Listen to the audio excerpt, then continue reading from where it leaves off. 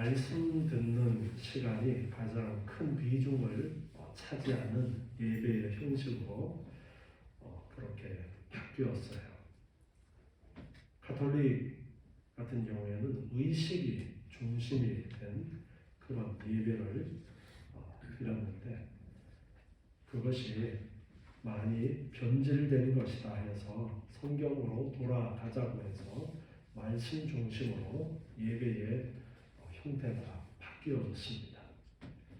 우리가 예배를 드릴 때에 예배가 무엇일까? 이 시간 하나님이 예배당에만 계십니까? 아니잖아요. 어디든지 계시단 말이에요. 그런데 왜 굳이 모이라고 그러시고 두세 사람이 모이는 것에 함께 하겠다 그렇게 말씀하시고 예배를 강조를 할까? 왜 모이기에 힘쓰라고 그렇게 말씀하실까? 예배를 통해서 우리가 의식 중심으로 되어지면은 하나님이 마치 예배당 안에만 계신 그런 착각을 일으킬 수가 있습니다. 그렇지가 않고 하나님은 어디에나 계시는 분이신데 왜 이 예배를 강조를 하시고 개혁교회는 특히나 예배에 있어서 말씀을 큰 비중을 두게 되었을까? 성경 전체를 통해서 하나님께서 우리에게 원하시는 것은 하나님 앞에 좋은 것 갖다 바쳐라. 그걸 원하시는 것이 아닙니다. 하나님을 배우고 하나님을 알아가기를 원하셔요. 우리나라 그런 말이 있습니다. 아이들이 버릇없게 굴면은 애비 없는 자식 그런 소리를 했어요. 요즘은 그렇게 말하는 것도 사실 조심스럽습니다. 그런데 그 말이 담고 있는 의미를 한번 생각해 보면 왜 그런 말이 나오게 되었을까?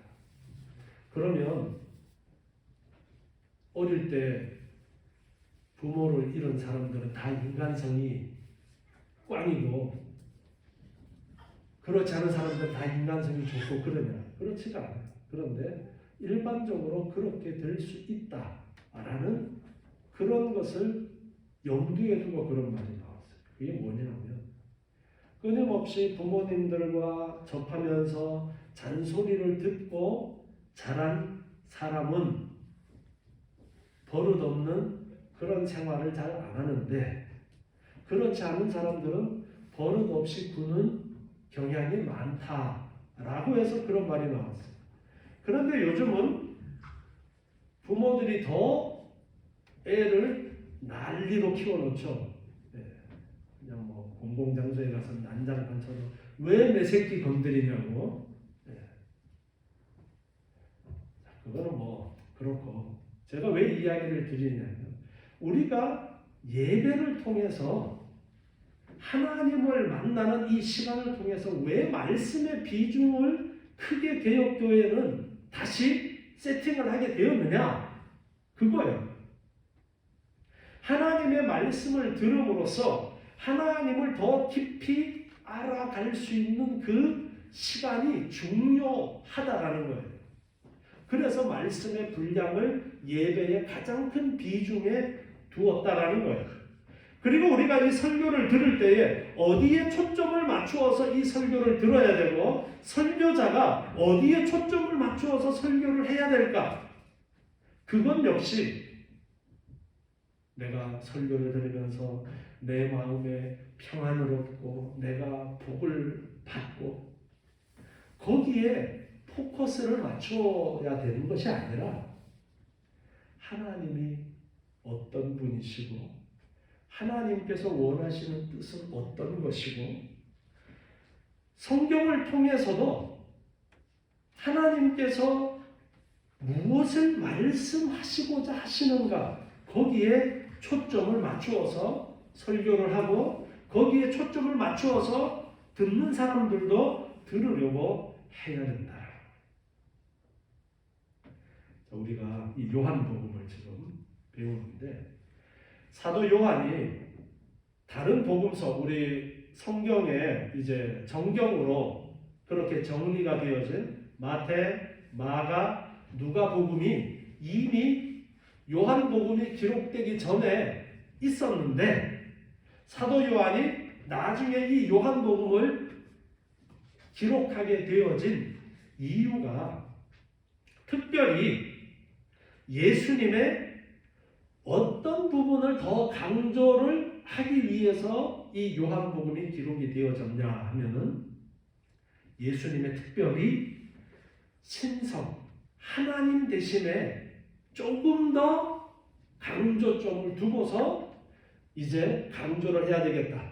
잘못된 그런 가르침들이 번져나가면서 예수님의 신성, 하나님 대신에 더 비중을 두고 기록이 되어졌다라고 서론을 배우면서 계속해서 강조를 해왔습니다. 지난번에 앞에 배웠던 내용은 가나 혼인잔치에서 물이 이제 포도주가 되도록 그렇게 표적을 행하신 것. 이적이라는 단어보다가 요한복음에는 표적이라는 단어를 특별히 사용을 하고 있다고 그랬어요. 이적과 표적의 차이점은 겉으로 놀라운 일이 일어난 것은 똑같은데 표적은 뭔가 그 속에 담겨져 있는 의미를 강조하고자 하는 것이다 할 때에 표적이라는 단어를 써요. 그래서 표적이라고 그렇게 말을 합니다. 물로 포도주를 만드는 그런 표적을 행하신 이후에 앞에 우리 2장 11절 말씀을 보면요. 2장 11절에 예수께서 이 처음 표적을 갈릴리 가나에서 행하여 그 영광을 나타내심에 제자들이 그를 믿으니라. 제자들이 먼저 이 표적을 행하는 옆에서 보고 있었고 제자들이 믿음을 가지게 되었어요. 그리고 나서 이제 12절부터 오늘 말씀을 계속해서 배워 나가는데요. 12절에 보니까 그 후에 예수께서 어머니와 형제들과 제자들과 함께 가버나움으로 내려가 거기 여러 날 계시지 아니하시니라. 특별히 이 부분은 기록을 안 해도 될 것 같은데 요한이 기록을 해서 지금 사도 요한이 이렇게 세밀하게 그 과정들을 기록을 함으로써 바로 옆에서 직접 경험했던 사람이다라는 것을 밝히기 위한 그런 의도를 가지고 이런 부분도 기록을 한 것 같아요. 가버나움에서 오래 계시지는 않았다라는 거예요. 가버나움으로 이제 가나 혼인잔치 이후에 가버나움에 내려가셨는데 거기에 오래 계시지는 않았다라는 것입니다. 예수님께서 이제 본격적인 공생의 사역을 시작하시기 때문에 오랫동안 그것에 머물러 계시지 않았던 것으로 볼 수 있고 또 이제 다음에 이어지는 예루살렘으로 유월절을 지키기 위해서 올라가시는 장면이 나오는데 예루살렘으로 이제 유월절을 지키러 가셔야 했기 때문에 그 가버나움에서 오랫동안 머물러 계시지 않고 며칠만 계시다가 이제 바로 예루살렘으로 가신 것으로 그렇게 그 내용들을 기록을 하고 있어요. 13절부터 이제 22절까지는 예수님께서 6월절에 예루살렘에 올라가셔서 성전을 청결케 하신 사건을 기록하고 있습니다. 성전 청결의 사건은 2번 있었는데 여기가 그 첫 번째 기록이고 두 번째는 공생의 마지막에 성전을 청결케 하는 일이 또 한 번 있었는데요. 다른 복음서에는 오늘의 이 첫 번째 사건이 기록이 되어져 있지 않고 두 번째 사건이 기록이 되어져 있는데 그래서 사도 요한은 다른 복음서에 언급되지 않은 이 첫 번째 성전을 청결케 하셨던 그 내용을 기록을 하고 있어요. 13절에 보니까요. 유대인의 유월절이 가까운지라 예수께서 예루살렘으로 올라가셨더니 예수님께서 예루살렘으로 올라가셨더니 유월절은 출애굽할 때에 이스라엘을 구원하게 되어진 사건이었죠. 장자가 죽는 그 죽음을 면하게 되는 사건. 양을 잡아서 그 피를 문설주에 바르고 양고기를 먹고 그렇게 지켰던 절기였습니다. 그래서 이스라엘을 구원한 사건이었습니다. 그리고 예수 그리스도를 예표하는 가장 의미 있는 사건이고 절기가 유월절이라고 할 수가 있는데요. 이 유월절을 앞두고 성전을 청결케 하는 오늘의 사건이 있었습니다. 유대인 최대의 명절이었기 때문에 이때 예루살렘에는 전국에서 모여든 많은 사람들이 있었습니다. 순례차 온 디아스포라의 사람들로 북새통을 이루고 있었어요. 외국에 나가서 사는 사람들도 이 유월절을 지키기 위해서 먼 길을 여행해서 유월절에 맞추어서 이 예루살렘으로 오는 경우가 많이 있었습니다. 그래서 유월절쯤에는 예루살렘의 사람들이 아주 북적였습니다. 14절에 보니까 성전 안에서 소와 양과 비둘기 파는 사람들과 돈 바꾸는 사람들의 앉은 것을 보시고 유월절을 지키기 위해서 사람들이 이제 몰려들었는데요. 유월절에 이제 제사 제물을 바치게 될 때에 그 제물들을 위해서 거기에 성전 안에 장사하는 사람들이 있었습니다.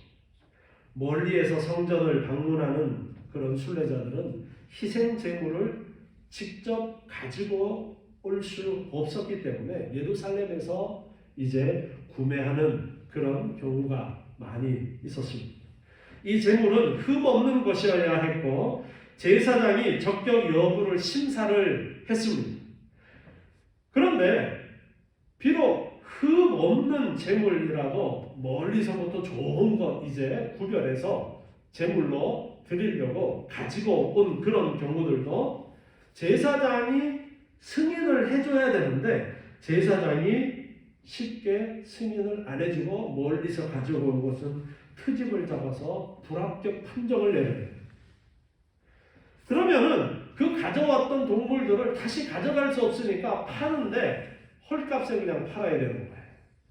그래서 그 헐값에 파는 그 동물들을 다시 사가지고는 성전에서 비싼 값에 되파는 그런 일들이 당시에 있었던 거예요. 성전에서 파는 제물은 불합격받을 우려가 없었기 때문에 선호되었어요. 그래서 대제사장의 무리들은 이런 것을 이용해서 막대한 이득을 올리고 있었습니다. 당시에 얼마나 종교적으로 부패해 있었는가를 알 수 있습니다. 이 당시에 제사장들이 전통적인 아론의 후손 제사장들보다가 그렇지 않은 경우가 대부분이었던 것으로 역사적인 자료를 보면 알 수가 있어요. 그렇다 보니까 더더욱이 제사장을 돈 주고 사서 제사장이 되는 그런 일들도 많이 있었어요. 그러다 보니까 더 이런 일들이 많이 일어나게 되었던 거예요. 돈을 바꾸는 것도 마찬가지입니다. 돈 바꾸는 경우도 순례객들이 성전을 찾는 이 기회를 이용해서 매년 바쳐야 되는 성전세가 있었습니다. 반세계를 바치게 되어지는데 세계 전역에 흩어져 있던 20세 이상의 유대인 남자는 이 성전세를 바쳐야 했습니다. 당시의 돈에는 그 나라의 군주나 우상의 상이 새겨져 있었습니다. 그런데 그것을 성전에 바칠 수가 없었어요. 그래서 아무것도 새겨지지 않은 은으로 만든 그 돈을 성전세로 바쳐야 되는데요. 반세계를 바치니까 둘이 한 조가 되어가지고 한 세계를 이렇게 바치는 그런 경우가 많이 있었는데 이제 6월절 한 20일 전부터 환전소가 예루살렘 성전에 설치가 되었다라고 그래요.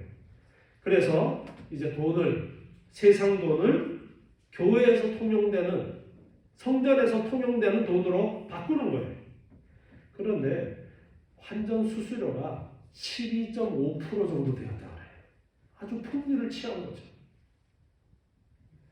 대제사장의 무리들은 자신의 직권을 이용해서 이러한 일들에 관여함으로써 큰 이익을 얻을 수 있었습니다. 따라서 당시 제사장 무리들은 큰 부를 누렸고 또한 이렇게 모은 돈은 자신들의 권력을 유지하는 데 사용되어졌어요. 이렇게 종교가 타락한 그런 상황이었던 거예요. 그래서 예수님께서 성전에 올라가셨을 때 보니까 이렇게 소나 양과 비둘기 파는 사람들, 그리고 돈 바꾸는 사람들이 앉아서 아주 성전 뜰이 이제 이방인들의 뜰을 이야기하면 누구나 들어올 수 있는 그 뜰인데 거기에 그냥 난장판이에요. 15절에 보니까 노끈으로 채찍을 만드사 양이나 소를 다 성전에서 내어 쫓으시고 돈 바꾸는 사람들의 돈을 쏟으시며 상을 엎으시고 비둘기 파는 사람들에게 이르시되 이것을 여기서 가져가라. 내 아버지의 집으로 장사하는 집을 만들지 말라 하시니 예수님께서 채찍을 만들어서 짐승들을 그 성전 뜰에서 쫓아냅니다. 돈 바꾸는 사람들의 상도 엎어버리면서 장사하지 못하도록 하고 비둘기 파는 사람들한테도 이 빨리 가지고 나가라고 쫓아냅니다. 그런데 사실은 말씀이 내 아버지의 집으로 장사하는 집을 만들지 마라.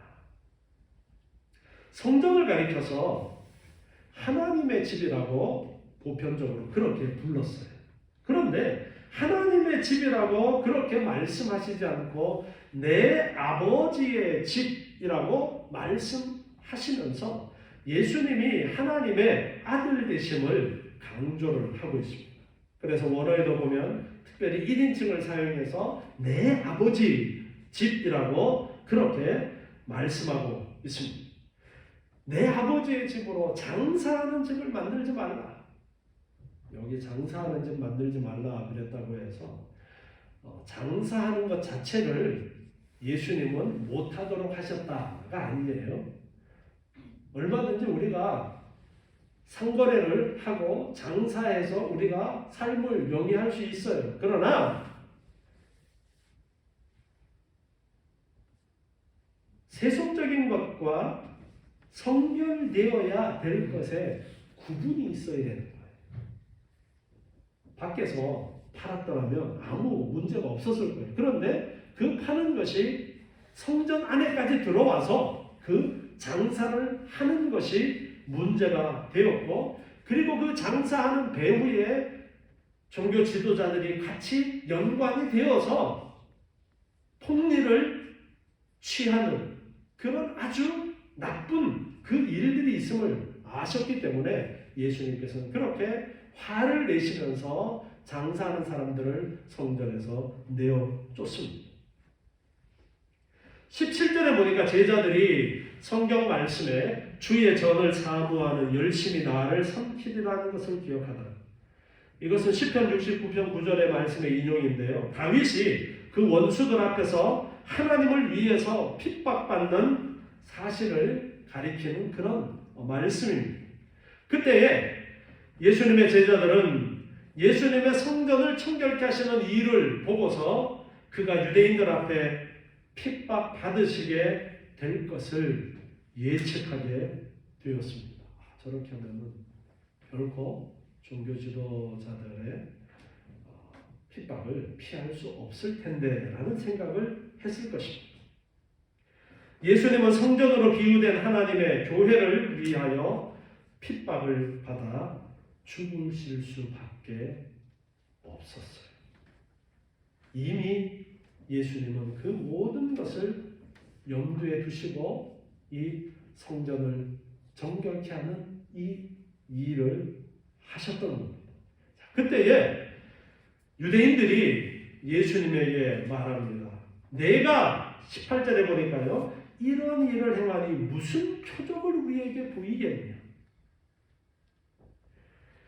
예수님을 적대시하는 유대인들의 반응인데요. 예수님께서 도대체 당신이 무슨 자격으로 이런 일을 하는 거야? 그렇게 지금 논박하고 있습니다. 예수 자신의 권위를 입증할 수 있는 표적을 요구한 거예요. 예수님에게 아무도 행한 적이 없는 이런 일을 행하는 그런 권위가 있는지 확인시켜 줄 수 있는 증거를 그들이 요구하는 거예요. 예수님은 당시 유대 종교 지도자들로부터 성전에서 이런 일을 할 어떤 권한도 부여받은 적이 없었습니다. 따라서 이러한 일을 하려면 하나님으로부터 직접 권위를 부여받아야 되는데, 그렇다면은 만약 하나님께서 이 일을 하도록 너를 보내셨다면 어떤 초자연적인 사인, 표적을 보여달라.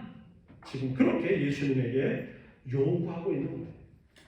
실제로 그들이 어떤 표적을 보고 예수님의 권위를 인정하고자 한 것이 아니라 예수님을 공박하기 위해서, 야, 그러면 너 표적을 한번 보여봐. 너 도대체 무슨 권한으로 지금 이 난리를 피우는 거야? 그렇게 지금 예수님에게 표적을 요구하고 있어요. 그런데 예수님의 대답을 19절에 한번 보겠습니다. 예수께서 대답하여 가라사대 너희가 이 성전을 헐라 내가 사흘 동안에 일으키리라. 유대인들이 가로되 이 성전은 46년 동안의 지었거늘 내가 3일 동안에 일으키겠느냐. 당시의 헤롯 성전, 처음 솔로몬 성전이 바벨론에 의해서 완전히 다 파괴되고 나서 바벨론이 멸망하고 70년 만에 돌아올 것이라고 예언하셨던 대로 70년 만에 사람들이 돌아오게 되었을 때에 다시 성전을 재건하도록 하나님께서 섭리하셨는데 그 성전이 스룹바벨 성전이라고 그렇게 이야기합니다. 그리고 스룹바벨 성전 다음에 지금 예수님 당시의 성전을 헤롯 성전이라고 그렇게 이야기하는데, 이 헤롯 성전은 스룹바벨 성전과 별개가 아니라 그 스룹바벨 성전이 너무나 초라했어요. 그래서 헤롯이 그 스룹바벨 이후에 유지되고 있던 그 스룹바벨 성전을 증축하는 거예요. 그게 헤롯 성전인데 주전 19년부터 공사가 시작되어졌어요.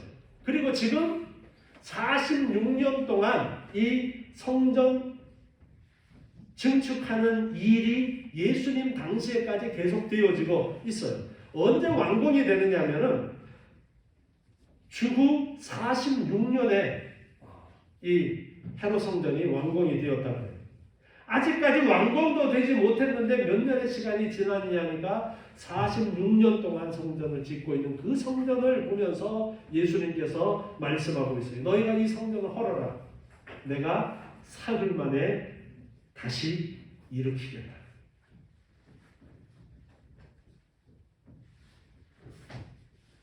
도저히 불가능한 그런 이야기를 하고 있어요. 그런데 예수님께서 이 말씀을 하시는 이유를 우리가 알아야 됩니다. 왜 예수님께서 그렇게 말씀하시고, 예수님께서 공생애를 시작하시면서 첫 번째 유월절을 지키기 위해서 성전에 올라가셨을 때에 성전을 정결케 하면서 말씀하신 성전을 헐어라.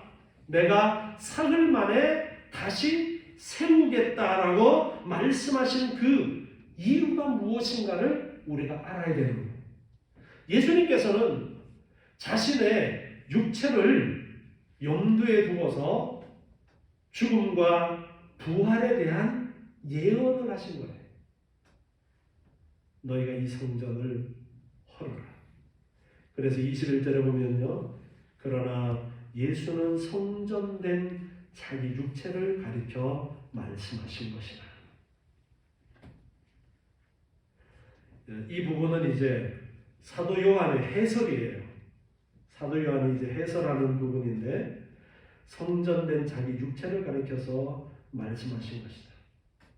요한은 예수님의 초기 사역부터 동행했기 때문에 직접 목격한 사실을 기록하고 나서 그 해설로서 이방인 독자들을 염두에 두고서 그 해설로서 이제 자기 육체, 예수님의 자기 육체를 가리켜서 말씀하신 것이다 라고 그렇게 기록하고 있어요. 여기에 성전된 자기 육체를 가리켜라는 원어를 살펴보면요, 그 원어를 직역하면 자기 육체의 성전에 관하여 그렇게 되어져 있어요. 육체의 성전이라고 그렇게 되어져 있는 거예요. 육체의 성전. 예수님의 몸은 성전이다. 그렇게 지금 말씀하고 있는 거예요. 구약의 성전, 솔로몬 성전 이전에는 성막이라고 그랬죠. 텐트의 형태로, 천막의 형태로 그렇게 출애굽 이후에 이 성막을 만들도록 하셨는데 이 성막이 하는 역할이 무엇인가를 한번 생각해 보아야 됩니다. 제사제도를 말씀하시면서 성막을 만들고 그 성막에서 하나님께서 택한 백성 이스라엘을 만나시는 그 장소가 성막이었습니다. 예수님께서 십자가에 달리실 때에 이 성막의 지성소를 가리고 있던 휘장이 위에서부터 아래로 찢어졌다라고 했어요. 성막 안에 법궤가 들어있고 그 법궤가 예수님 하나님이 임재하시는 장소로 그렇게 말씀하셨어요. 성전은 결국 그 기능이 하나님과의 접점이었어요. 접점. 하나님과의 통로였어요. 하나님과의 통로였고 제사장들이 하나님과 사람들을 연결해주는 역할을 했던 것이 구약시대의 제사장들의 역할이었습니다. 그런데 이 성전을 예수님의 몸이 성전이다. 지금 예수님이 그렇게 말씀하고 있어요. 우리가 뒤에 사건을 알기 때문에 바로 예수님께서는 자신의 몸이 성전이 되셨다라는 것을 우리는 잘 알고 있어요. 예수님이 바로 하나님께 나아가는 통로가 되었어요. 그래서 내가 곧 길이요 진리요 생명이라고 예수님께서 말씀하셨고 나를 통하지 않고는 아버지께로 올 자가 없다라고 그렇게 말씀하셨어요. 그래서 이미 이 첫 번째 예루살렘 성전에 올라가셔서 유월절 때에 성전을 정결케 하시는 이 사건을 통해서 예수님께서는 표적을 구하는 그들에게 성전을 헐어라 내가 사흘 만에 다시 짓겠다라고 그렇게 말씀하고 있습니다. 그런데 이 부분을 생각해보면 성전을 헐어라 그러면서 예수님의 몸이 성전이다라고 말씀하고 있어요. 야 너네 저거 성전 부셔봐. 내가 사흘 만에 다시 세울게라는 그런 의미인 것 같지만 한편으로는 나를 죽여라. 내가 사흘 만에 다시 일으키겠다. 그런 의미가 함께 담겨져 있어요. 결국 그들은 예수님을 어떻게 했어요? 죽였어요.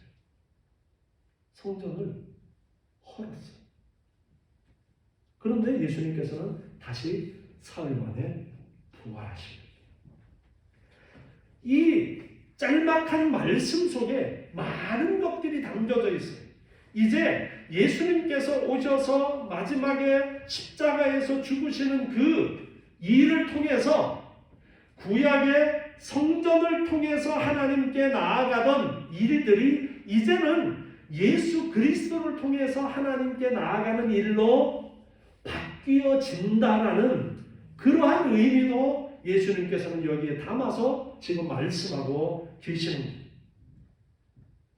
구약의 제사가 이제는 더 이상 필요 없어지는 그 일을 예수님께서는 내다보시면서 이 성전을 헐어라라고 그렇게 말씀하고 있습니다. 22절 말씀을 보니까요. 죽은 자 가운데서 살아나신 후에야 제자들이 이 말씀하신 것을 기억하고 성경과 및 예수의 하신 말씀을 믿었더라. 제자들도 예수님이 부활하신 후에 성령이 임하기까지는 이 부분을 제대로 이해하지 못했었던 거예요. 그런데 나중에서야 예수님께서 이 성전을 가리켜서 성전을 헐어라, 내가 사흘 만에 일으키겠다라고 말씀하신 것이 무슨 뜻인가 그제서야 알게 되었다라는 것을 설명하고 있습니다. 23절에 보니까 6월절에 예수께서 예루살렘에 계시니 많은 사람이 그 행하시는 표적을 보고 그 이름을 믿었으나 예수는 그 몸을 저희에게 의탁지 아니하셨으니 이는 친히 모든 사람을 아시며 또 친히 사람의 속에 있는 것을 아심으로 사람에 대하여 아무의 증거도 받으실 필요가 없음이로라. 사람을 의지하지 아니하셨다. 모든 사람을 다 아시기 때문에 그 사람 마음속에 있는 것도 다 아시는 전지전능하신 하나님이신 예수님은 사람에 대해서 어떤 증거를 받을 필요가 없이 사람의 모든 것을 다 아신다라고 그렇게 말씀하고 있습니다.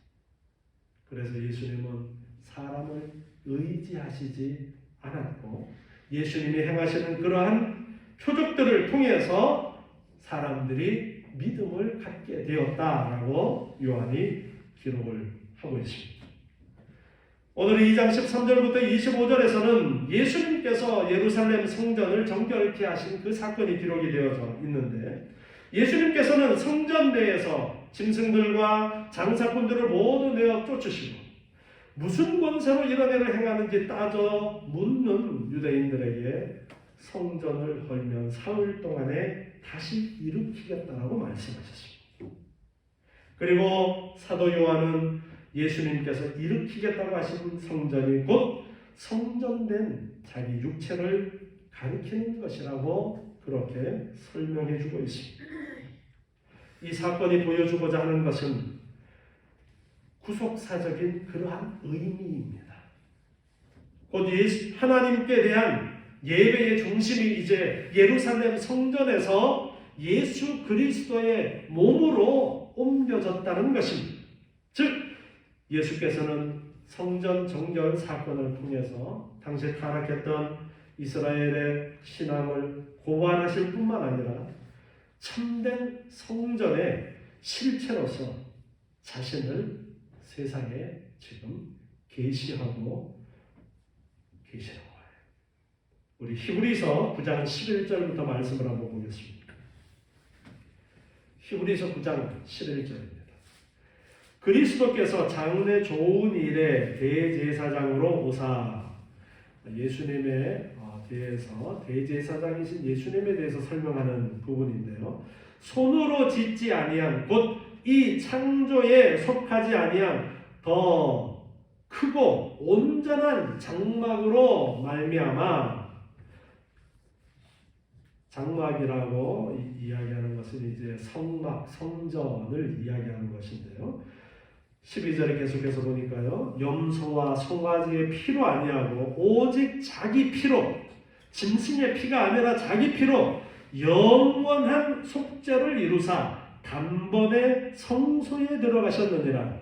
염소와 황소의 피와 및 암송아지의 죄로 부정한 자에게 뿌려서 그 육체를 정결케 하여 거룩케 하거든. 이제 구약시대는 그렇게 했었죠. 하물며 영원하신 성령으로 말미암아 흠없는 자기를 하나님께 드린 그리스도의 피가 어찌 너희 양심으로 죽은 행실에서 깨끗하게 하고 살아계신 하나님을 섬기게 못하겠느냐. 이를 인하여 그는 새 언약의 중보니 이는 첫 언약 때에 범한 죄를 속하려고 죽으사 부르심을 입은 자로 하여금 영원한 기업의 약속을 얻게 하려 하심이니라. 아멘.